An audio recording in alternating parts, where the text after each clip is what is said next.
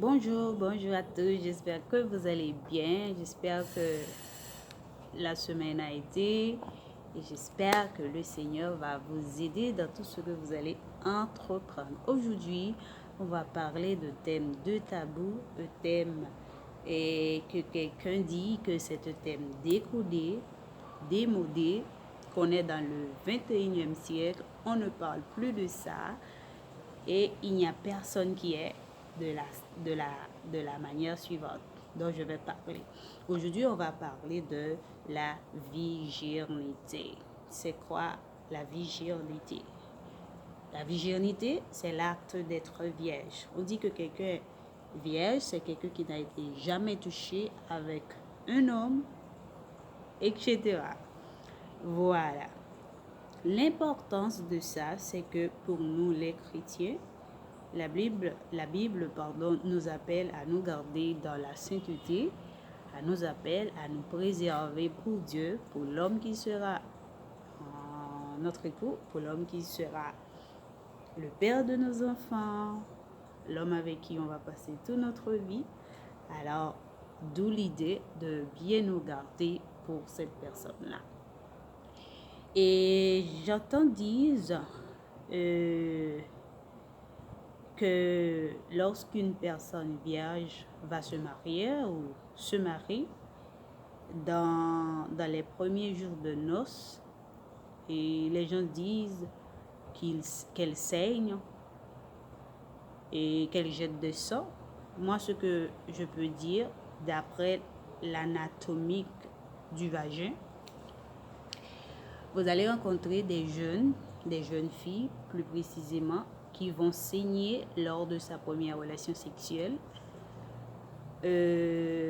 parce que et son l'aspect physique de son vagin est encore sec.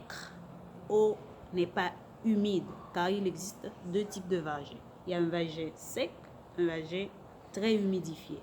Le vagin humidifié, c'est le vagin qui produit beaucoup de liquide, d'hormones. Et comment s'appelle ça? Endogène. J'ai oublié le nom de l'hormone. Quand la personne là produit beaucoup d'hormones, le vagin est très bien humidifié, il ne va pas saigner lors de sa première relation sexuelle. Mais si pour l'autre, pour l'autre, il y a un vagin sec, un vagin qui ne s'humidifie pas, pardon, et cette personne-là va saigner lors de sa première relation sexuelle. Et tout, ça va dépendre de l'homme qui est en face. Ça va dépendre de l'homme, comment il va faire pour entrer dans ce tac-là. Voilà. La Bible nous dit, lorsque quelqu'un se met en contact avec une autre personne, deux personnes se mettent en contact pour avoir des relations sexuelles hors du mariage, la Bible appelle ça débauche sexuelle. Car ce que Dieu veut de nous, c'est notre sanctification. D'où l'idée de nous garder en sainteté pour Dieu, de nous garder purs, chastes, pour la personne qui va être le père de nos enfants, notre mari, notre ami, la personne avec qui on va passer toute notre vie. D'où l'idée de bien nous garder pour cette personne-là. Alors vous voyez comment il est hyper important de se marier avec une personne, et lorsque le jour de la nuit de noces, que cette personne te trouve encore vierge ou chaste, parce qu'il existe des femmes vierges, mais il existe aussi des hommes chastes. Et comment ça c'est beau, comment ça c'est bien de te trouver, te garder pour cette personne-là, bien serré, est-ce que tu vois? Et puis, tu vas te sentir satisfaite, et Dieu va prendre plaisir dans une telle relation pareille. Alors, d'où l'importance de bien te garder, de bien te protéger pour la personne qui va être le père de ses enfants, ton mari. Voilà. Peut-être si tu as déjà gâché ta vie, ou si tu as déjà donné ta virginité, il est encore temps de te garder pur pour Dieu, pour la personne qui va être ton mari, car Dieu peut faire de toi une personne toute neuve ou toute neuve. Il peut te réparer. Alors, ce que tu dois faire, c'est te garder, d'arrêter de te vendre par-ci, par-là avec Pierre, avec Jacques, de te garder, de marcher dans la sainteté, dans la pureté et de faire l'abstinence sexuelle, car la Bible nous a demandé de nous garder hors de ces choses-là, parce que la Bible s'appelle ça fornication, avoir des relations sexuelles hors du mariage.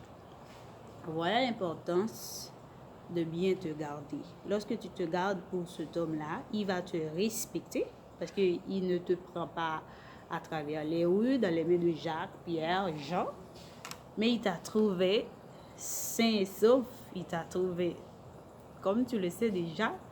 Alors voilà l'idée, l'importance de bien te garder pour l'homme de ta vie. C'est un thème que de nos jours on ne veut pas parler parce que quelqu'un a dit c'est démodé, c'est décodé. On est dans le 21e siècle, on ne parle pas de ça, on n'a pas besoin de ça. Mais moi, j'encourage à toutes les femmes qui peuvent se garder même après avoir les 30 ans, les 35 ans et même 40 ans, de te garder pour la personne qui va être ton mari, ta moitié, le père de ses enfants, la personne avec qui tu vas passer tout le reste de ta vie, de te garder pour lui, de te garder d'abord pour Dieu, te respecter et puis te garder pour la personne avec qui tu vas être. Voilà l'importance de bien te garder. C'est pas que tu es la plus bonne femme, non, non, loin de là, personne n'est parfaite. Seul Dieu sait et seul Dieu est parfait. Mais c'est bien important, il est un impératif de te garder pour la personne avec qui tu vas être. Alors je parle dans le cadre des chrétiens, mais comme tu le sais déjà, ou vous le savez déjà, pour les gens de dehors, c'est de l'autre façon, tout le contraire. Mais nous les chrétiens, la Bible nous a demandé de nous bien garder, de nous protéger, non seulement pour Dieu, non seulement pour le bien-être de soi-même et pour la personne qui va être notre moitié ou le père de nos enfants. Voilà l'importance de se garder, de se conserver. C'est pas facile, non, c'est pas facile. C'est une bataille, un combat. C'est une bataille, pardon, un combat. Mais avec Dieu, on peut tout le faire. Avec Dieu, on peut tout le faire. Pardon, la vidéo s'est arrêtée. Avec Dieu, on peut t'arriver.